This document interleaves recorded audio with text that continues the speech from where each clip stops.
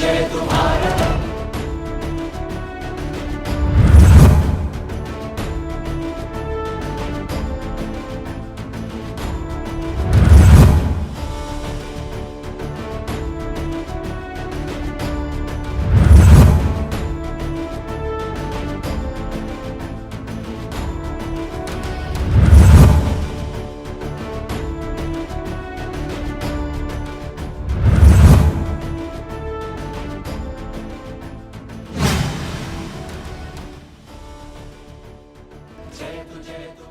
આજ રોજ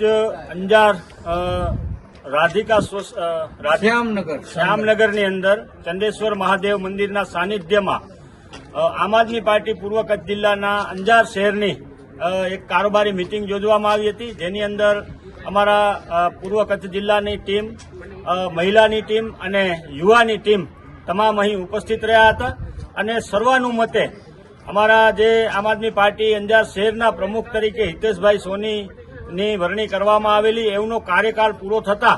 એમના દ્વારા રાજીનામું પણ આપવામાં આવેલું અને રાજીનામું સ્વીકારી લેવામાં આવેલું અને ત્યારબાદ આજે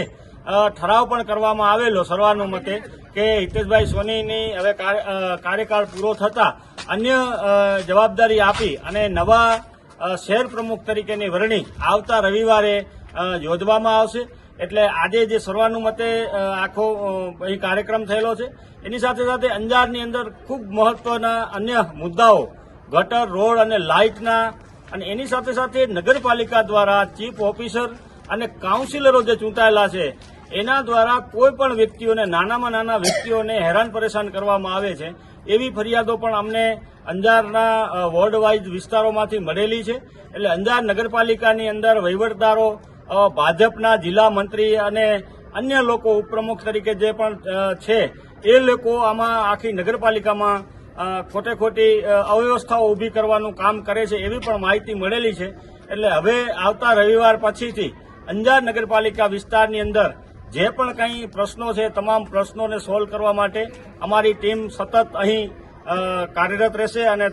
લોકોના જે પ્રશ્નો છે એ સાંભળવા માટે પણ અમે લોકોની વચ્ચે જઈશું. જય હિન્દ. આજે આમ આદમી પાર્ટી પૂર્વ કચ્છ